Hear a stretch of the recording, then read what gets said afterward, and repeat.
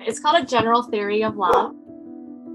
It also talks about the science of human emotions. And this is just a phrase that caught my attention, which is landscapes that lie hidden within the human soul.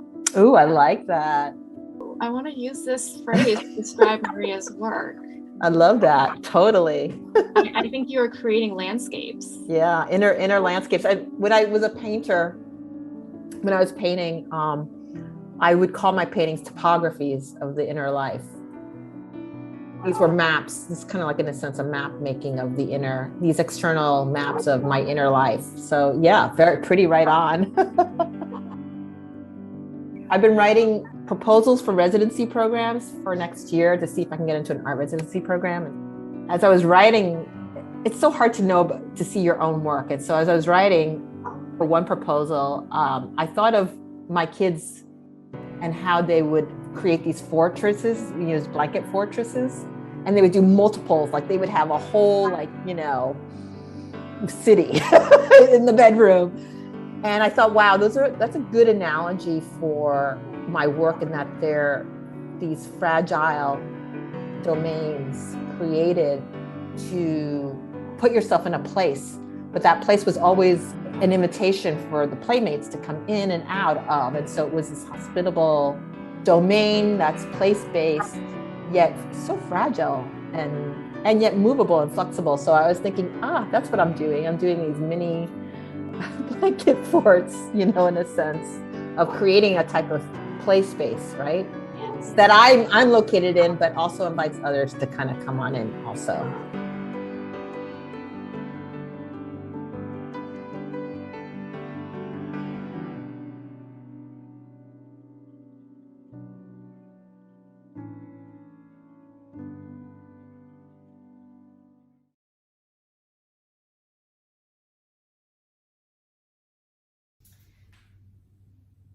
For this moving meditation, it's helpful to have a space where you can reach your arms out in any direction and not hit anything, but really any space will do. You can do this standing or seated or in whatever position feels comfortable to you. We're going to begin by noticing the breath, noticing the sensation of the movement of the breath, feeling the inhale and the way the body expands, lifts slightly, and the exhale, the way the body softens and condenses. And it can even be useful to place your hand on your chest or your belly to really begin to feel that movement.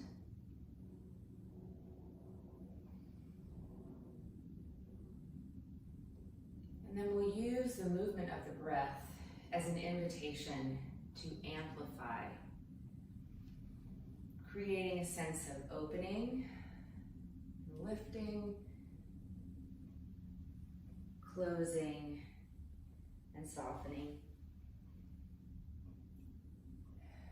And you can follow along with what I'm doing, but you can also just listen to what I'm saying and make your own movements.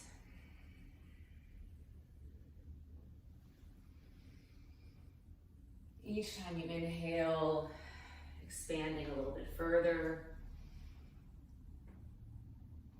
thinking about reaching out into the space around you. Each time you exhale, softening, closing inward.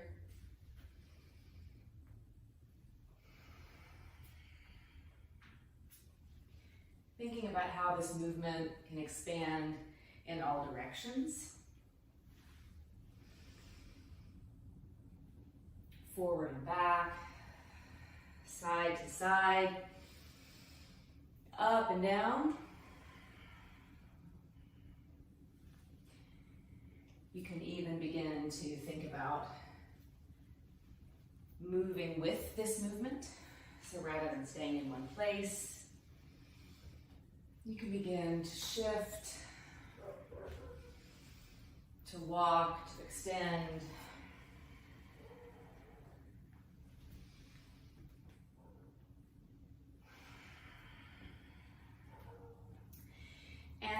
time you feel as if you're losing contact with your breath, getting distracted, lost in thought, you can always pause. Find a moment of stillness to reconnect with the movement of the breath.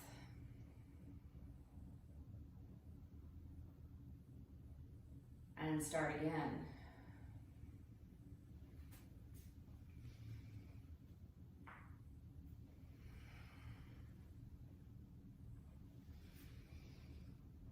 And as you're moving, as you become aware of how your breath invites you to move in your space, around, through your space, you might also begin to draw your attention to other senses. So noticing the quality of the air around you, the texture, temperature, maybe a sense of movement.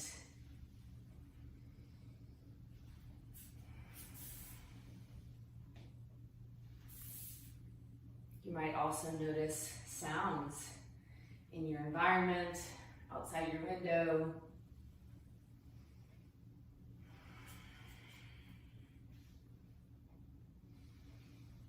Gradually, you can allow your movement to just become whatever it wants to be. So you can stay with that pattern of expanding and condensing, or you can just begin to dance your own dance. You're noticing what parts of the body are most alive in your awareness.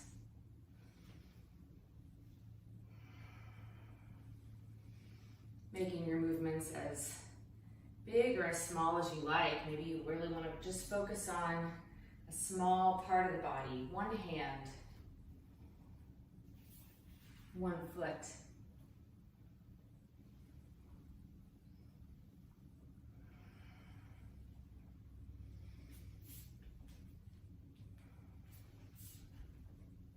One of the really beautiful things about this kind of a moving meditation is that your body is different every day. And so every day you will notice different sensations, different qualities, maybe areas that feel tighter or looser, have more or less awareness, pain, pulsing, tenderness. And so every time you revisit this, it's an opportunity to reconnect and to connect in a new way to the body that you have right now, to your space right now, to whatever is going on in the world around you.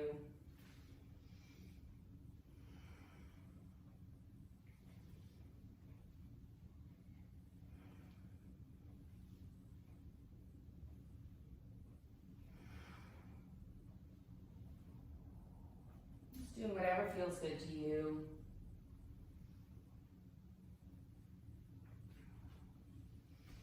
If you've been dancing with your eyes open, you might experiment with what it's like to move with the eyes closed, or vice versa.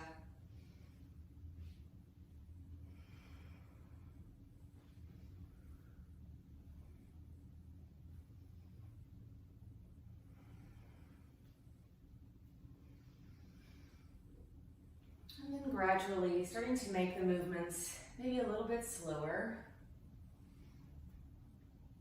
a little bit smaller.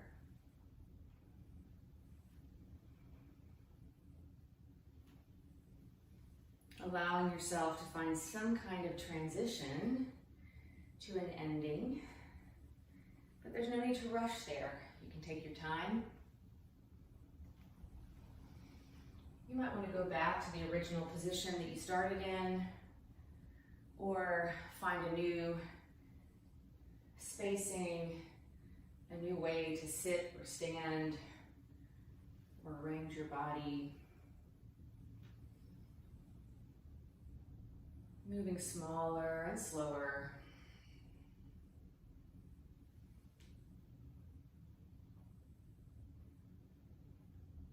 gradually shifting, so not quite still yet, just moving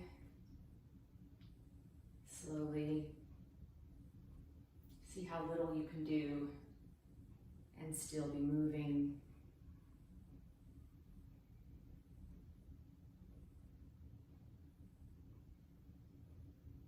Until you find stillness. Again, taking a moment to pause, sensing the breath, and just noticing what you notice now. Do you feel the breath in a different part of the body?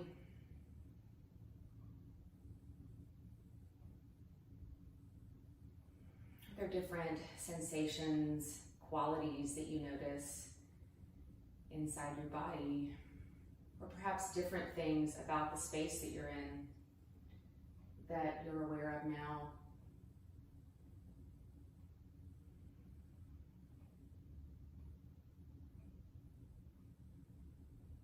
And then whenever you're ready, you can draw your investigation to a close.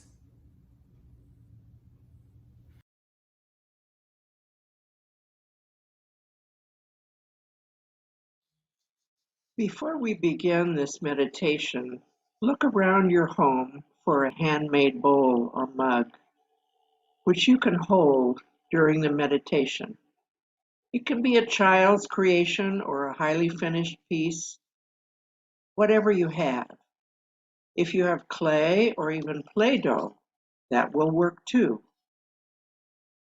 Throughout the meditation, I will refer to this handmade object as the clay.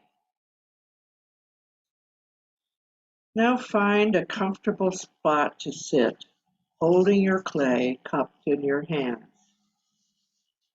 As you breathe in, notice the ease and naturalness of your breath. And as you breathe out, let go of whatever you don't need to be present here and now. With each gentle breath in and out, let your eyes close or go soft, and let your mind rest with the clay. Now come with me back to the beginning of the story, starting with stardust and light, the original explosion some 15 billion years ago. It's a story of change and adaptation, collapse and renewal, all held by the clay. You are holding the whole story of creation in your hand. About 5 billion years ago, our solar system began to take shape around the sun, and Earth found itself in the middle, just the right size for gravity to hold a thin blanket of atmosphere around churning waters and volcanic continents. Earth was a stark blue-gray landscape of stone and water. Water erodes stone to make sand, but clay requires an additional element, the slime of decay, to make the stone sticky and pliable. In other words, clay requires life and death to become what it is, soft, pliable, and able to hold an impression. About 1 billion years ago, in a shallow pool at the edge of a bare rocky continent, life began when one cell devoured another. The act of eating was accompanied by the release of waste, and the cycle of life and death began. Death and decay made clay possible. Then clay began to form in thin layers at the bottom of puddles and ponds, quiet enough for the clay platelets to settle and merge into a sticky layer of soil. About 370 million years ago, amphibians ventured out of the sea and took their first steps on land. The age of dinosaurs began, and clay held their footprints and their bones. Other layers settled into those footprints, and the weight of other layers began to create fossils. And so clay became the Earth's memory. Species developed and disappeared. Glaciers came and went. Clay continued to record the story of life on Earth. Human beings developed about 300,000 years ago. They settled near streams and rivers for fresh water. And along those streams, veins of clay were exposed. Someone discovered that clay could be smeared inside a basket, making it hold water. And someone else discovered that fire could make clay hard and watertight. Fire burns away the organic material, leaving the mineral structure as hard as stone, because it is stone again, in a new shape, made by human hands. Early humans decorated clay bowls just for fun. Pottery shards from those early human beings tell of our human capacity for play and imagination, as well as human need and utility. The beginnings of art and expression became possible. Here's a cave drawing from 35,000 years ago. Notice the hand above the spotted horse. Red and ochre clay were used to record these animal shapes and human handprints. They give us a record of keen observation and religious sensibility, a sense of wonder and relationship to the mysteries of life and death. Early forms of writing began to be preserved, and small figures held prayers for fertility. Ancient civilizations began to develop around 4,000 years ago, and the first written records of what became the Bible date back to the time of King David, around 3,000 years ago. Much of it recorded on clay tablets. Because clay can be both pliable and permanent, it has been used for everything from writing to brickmaking, from cave drawing to cooking vessels. Every culture has left its mark in some form of clay, which is so common all over the world. And the clay that you are holding today carries this whole story of creation, 15 billion years in the making. Just sit with the wonder of clay. Then take a few minutes to write or draw your own experience with the clay.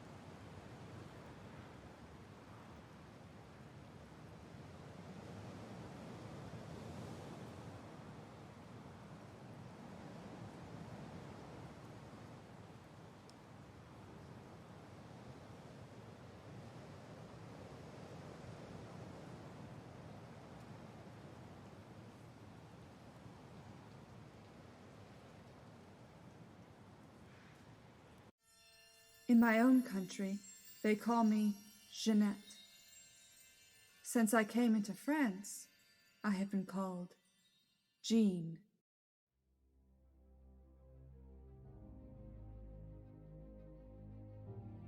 I am ready to speak the truth on all I know touching this case.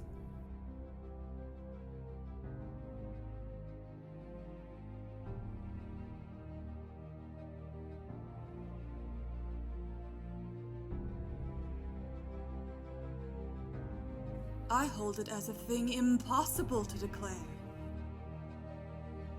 That my actions and my words and all that I have answered on the subject of my visions and revelations, I have not done and said by the order of God.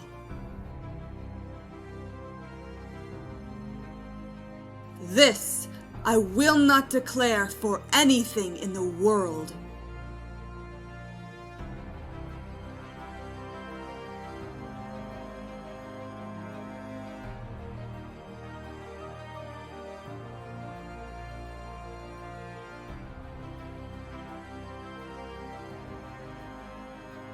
And that which God had made me do, had commanded, or shall command, I will not fail to do for any man alive.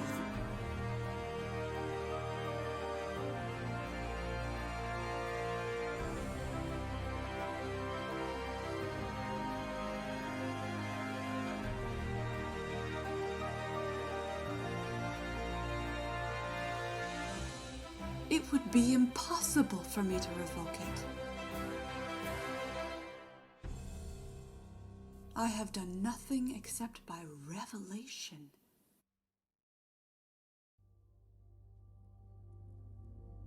I was 13 when I had a voice from God for my help and guidance. The first time that I heard this voice, I was very much frightened. It was midday, in the summer, in my father's garden. I heard this voice to my right, towards the church.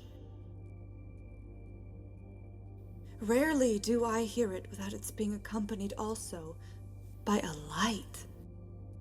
This voice has always guarded me well, and I have always understood it. It told me it was necessary for me to come into France. My voices have always told me that I shall be delivered by a great victory. And they add, "Be resigned. Have no care for thy martyrdom. You will come in the end to the kingdom of paradise."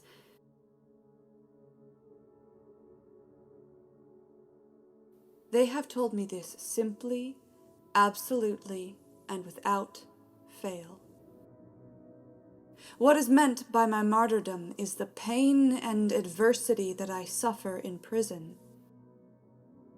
I do not know if I shall have still greater suffering to bear. For that, I refer me to God. I believe firmly what my voices have told me, that I shall be saved. I believe it as firmly as if I were already there.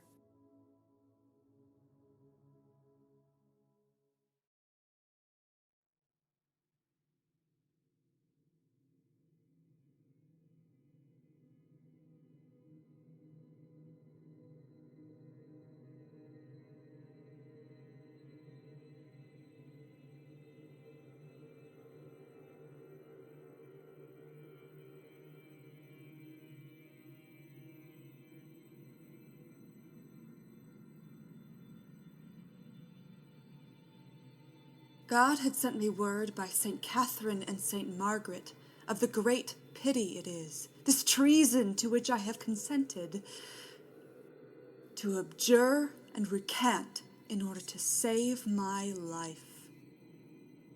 I have damned myself to save my life. If I said that God had not sent me, I should damn myself, for it is true that God has sent me. All I said and revoked, I said for fear of the fire. I would rather do penance once for all, that is, die, rather than endure any longer the suffering of a prison. I have done nothing against God or the faith, in spite of all they have made me revoke. What was in the schedule of abjuration, I did not understand. I did not intend to revoke anything, except according to God's good pleasure. If I am not in a state of grace, may God place me there. If I am, may God so keep me. I should be the saddest in all the world if I were not in the grace of God. But if I were in a state of sin, do you think the voice would come to me? I would that everyone could hear the voice, as I hear it. My words and deeds are all in God's hands.